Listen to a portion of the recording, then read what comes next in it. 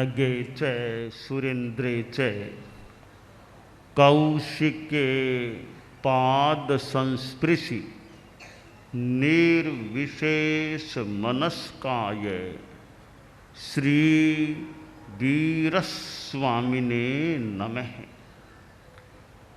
आर्हत वाङ्मय में कहा गया है, दुम पत्त ए पंडुय ए जहा निवडई राई गणान अच्छय एवं मनुयान जीवियम समयम गोयम मापमाय।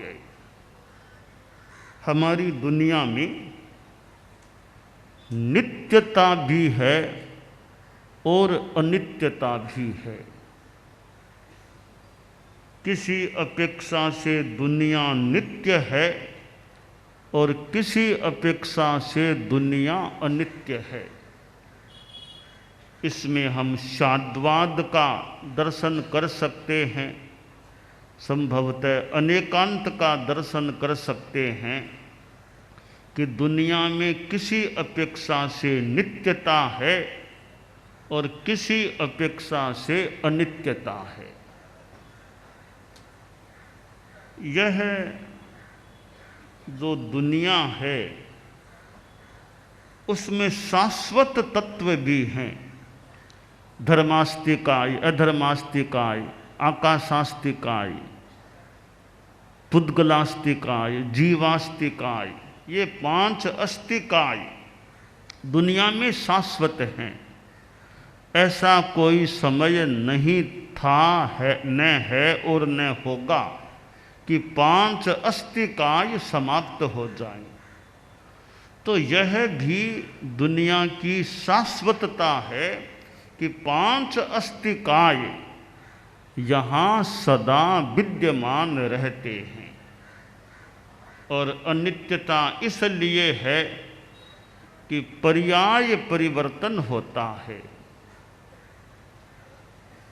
एक जीव मनुष्य है तो कभी वह देव गति में हो सकता है और किसी गति में जा सकता है। तो परिवर्तनशीलता भी हमारी दुनिया में है, उस रूप में दुनिया में अनित्यता भी होती है। केवल नित्य ही है दुनिया, यह बात भी कुछ विचार्य बन सकती है। किसी अपेक्षा से नित्य भी कोई कह दे तो कह दे दुनिया अनित्य ही है, यह भी एक अपेक्षा से बात ठीक हो सकती है। समग्र रूपेण देखें तो दुनिया नित्यानित्य है, नित्यानित्य, नित्य भी है और अनित्य भी है। शास्त्रकार ने मनुष्यों के जीवन के बारे में बताया है कि मनुष्यों का जो जीवन है वो वृक्ष के पत्ते के समान है। वृक्ष का पत्ता पका हुआ पान गिर जाता है, इसी प्रकार मनुष्यों का जीवन है, वह भी एक दिन समाप्ति को प्राप्त हो जाता है। यह एक स्थिति बताई, एक वस्तु स्थिति बता दी। तो ठीक है, वस्तु स्थिति बता दी कि भी जीवन अनित्य है, जान लिया हमने। अब जानने के बाद करना क्या है, वो खास चीज है। तो करना क्या है, समयम गोयम मापमाय, प्रमाद नहीं करना है, जागरूक रहना है। यह गौतम के नाम संदेश है। तो यह उत्तराध्ययनानि का 10वां अध्ययन है। इसमें यह संदेश बार बार उच्चरित किया गया है, विभिन्न स्थितियां बताते हुए निष्कर्ष के रूप में, संदेश के रूप में कहा गया है, मानो कि समयम गोयम मापमाय। गौतम समय भर भी प्रमाद मत करो। यह जीवन हमारा कितना अनित्य है। वर्तमान में सामान्यतया मनुष्यों का जीवन है 100 मान लो, 125 मान लो, थोड़ी और कम ज़्यादा कुछ मान लो, आखिर कितने वर्ष आते हैं? 150 वर्ष का तो कहीं भी कोई आदमी दुनिया में उपलब्ध ज्ञात है या नहीं। तो 100 125 थोड़ा आसपास की उम्र ज़्यादा से ज़्यादा मान लें सामान्यतया, और वह भी 125 भी सबको हटते हैं क्या? 100 पार करने वाले कोई व्यक्ति होते हैं 100 पार करने वाले। अधिकांश लोग तो वर्तमान में 100 के भीतर पर भव पथगामी बनने वाले होते हैं। एक हमारे साध्वी जी तो धर्म संघ में हैं, साध्वी विदामा जी, जो राजस्थान कालू लूणकरणसर कालू में हैं, और वे 100 पार करीब 105 वर्ष की या 105-6 वर्ष की लगभग की साध्वी जी हैं। यानी हमारे धर्म संघ के आज तक के चारित्रात्माओं के इतिहास में 100 पार करने वाली एक ही साध्वी हुई है। लगभग 264 वर्षों के इतिहास में पूरे में एक चारित्रात्मा 100 पार करने वाली हुई है। आप गृहस्थों में भी 100 पार करने वाले कोई कहीं कोई मिल जाए, प्रायः नहीं मिलते हैं, ऐसा लगता है। तो 90-95 में भी आए या न आए, 96-98 में भी आए या न आए, निश्चय भी है कि पता नहीं किसको कितने आएंगे, कब जीवन समाप्त हो जाए।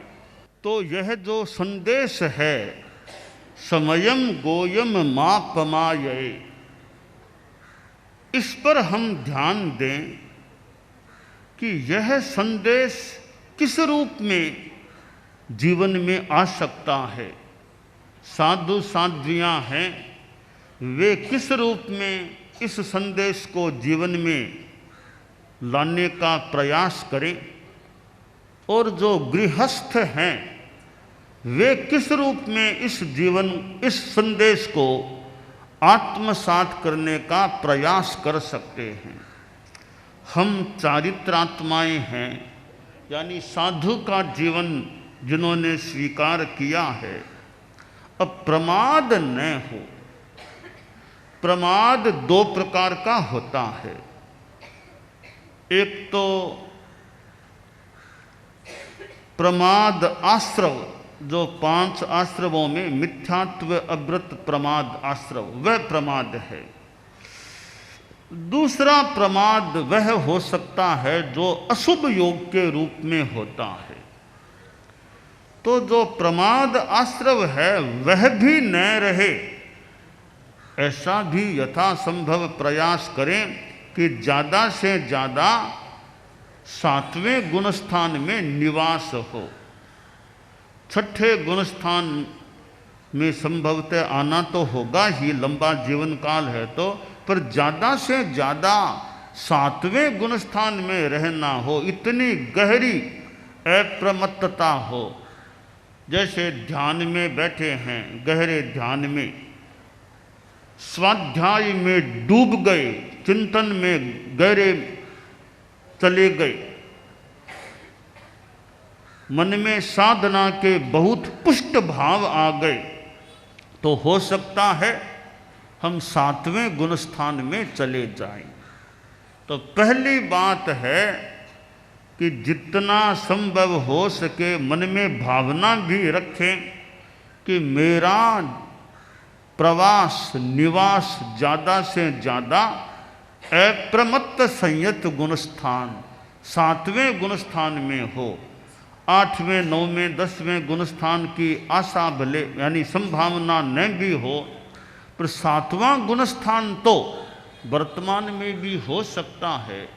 तो ज़्यादा से ज़्यादा सातवें गुणस्थान में रहना हो, ऐसी भावना और प्रयास हमारा रहे तो समयम गोयम मापमाये, इस संदेश को हम इस रूप में आत्मसात कर सकते हैं। दूसरी बात कि सातवें गुणस्थान में तो मान लो कितना रहना हो, ज़्यादा रहना न भी हो, तो साधु यह ध्यान दे अशुभ योगों की प्रवृत्ति न हो जाए।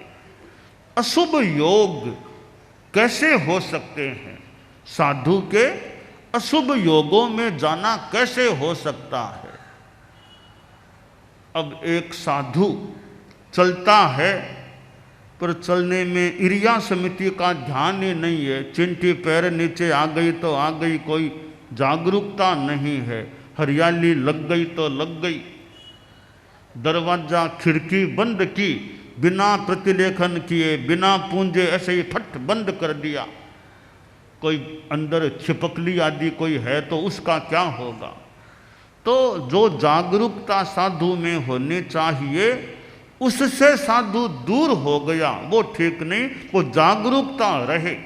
ईर्ष्या समिति, भाषा समिति आदि समितियों में प्रतिलेखन प्रतिक्रमण में जागरूकता रहे। प्रतिक्रमण करना है, बीच में बातों में लग गया, हंसी मजाक में दो चार पास बैठ गए, हंसी मजाक में लग गए, प्रतिक्रमण पूरा हुआ ही नहीं, एक मुहूर्त का समय बीत गया, फिर प्रतिक्रमण ऐसे ही छोड़ दिया, तो यह भी प्रमाद हो सकता है। ऐसा प्रमाद न हो जाए।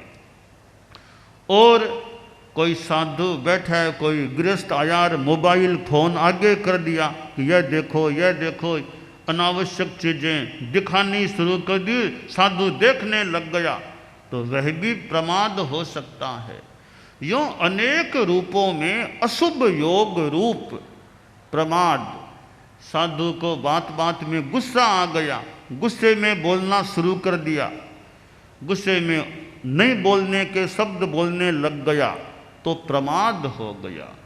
तो यह जो संदेश है गौतम के नाम, समयम गोयम मापमाये, हम सभी मानो गौतम इस रूप में बन जाएं, संदेश को ग्रहण करने का। मानो कि यह संदेश हमारे लिए ही है कि मैं प्रमाद से बचूं।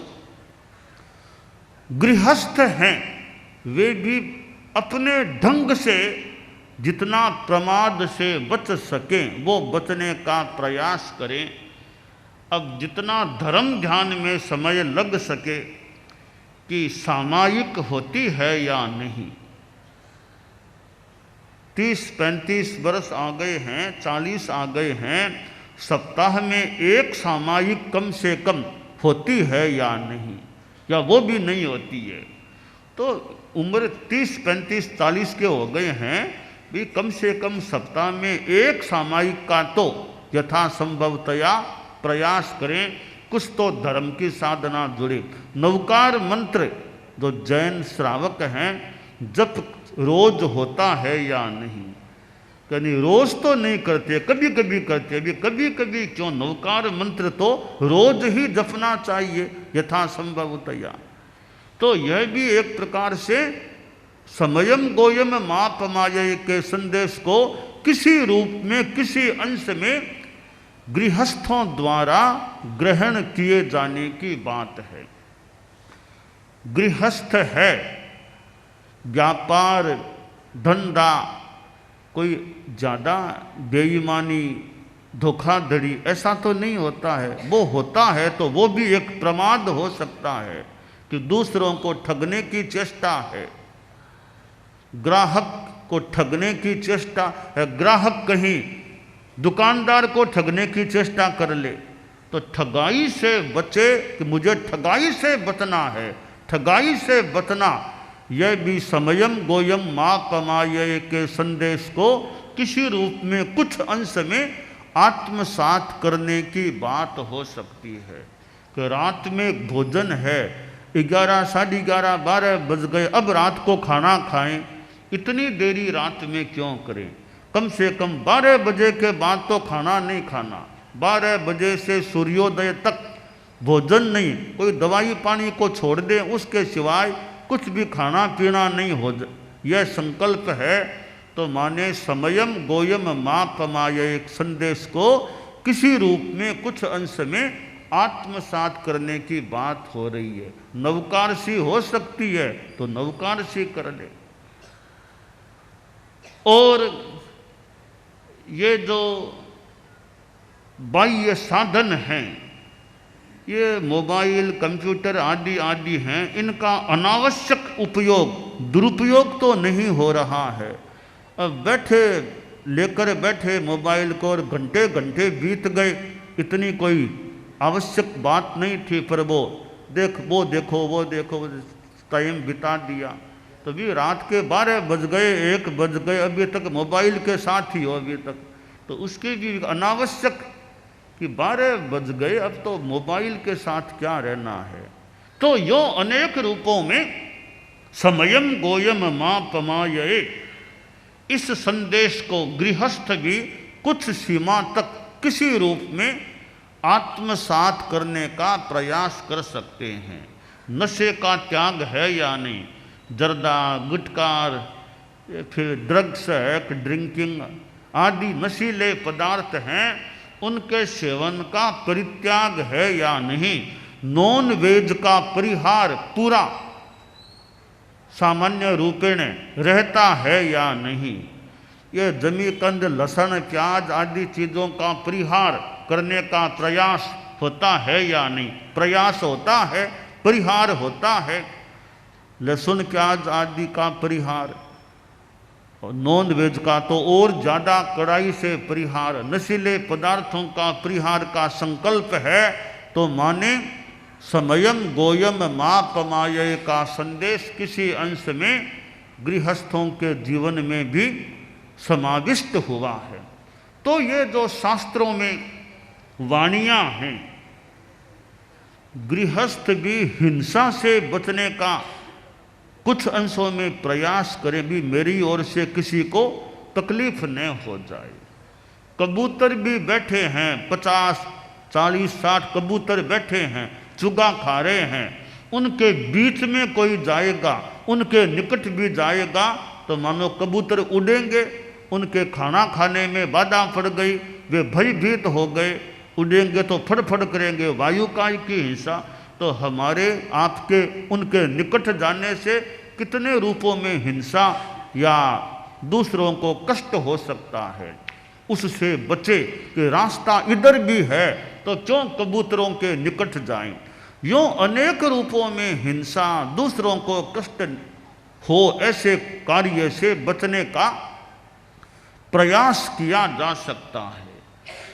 साधु संतों का मौका मिले, वाणी सुनने का, प्रवचन सुनने का मौका मिले, धर्मोपदेश का मौका मिले तो उसका लाभ उठाने का प्रयास करें। समय शुभ योगों में बीते। संभवतः आचार्य भिक्षु की बात है, सारांश यह कि किसी से का भी भाग लिया करो संतों के पास सेवा उपासना का। बोला मुझे टाइम नहीं मिलता मुझे। तो स्वामी जी ने कहा भी दिन भर में कभी तो टाइम थोड़ा बहुत मिलता होगा। मैं थोड़ा अपनी भाषा में बात का सार बता रहा हूँ। तो वो बोला और तो नहीं मिलता, सुबह कुर्ला दातुन करता हूँ तब कोई थोड़ा सा समय भले मिले, और टाइम नहीं मिलता। तो स्वामी जी उसके सुबह के समय उसके पास पधार गए। तो आप कैसे पधारे? तुमने कहा था ना कि कुर्ला दातुन करता हूँ तब थोड़ा समय भले मिले, और नहीं मिलता। तो मैं अभी आ गया, तुमको धर्म की कोई बात सुना दूं, मैं खुद यहाँ आ गया हूँ। वह बोला बाप जी मैं खुद आपके पास आ जाया करूँगा, आपने कृपा की, अब मैं आ जाया करूँगा। तो थोड़ा आदमी ध्यान दे, टाइम ठीक है नहीं मिलता, आदमी थोड़ा टाइम पर ध्यान दे, किसी को भी तकलीफ नहीं पड़े। क्यों पड़े? अब किसी आदमी के फ्रैक्चर हो गया, अब 21 दिन कितने दिन का विश्राम करना पड़ेगा, टाइम मिला या नहीं मिला? ऐसे टाइम नहीं मिलता, अब टाइम निकालना पड़ा ना।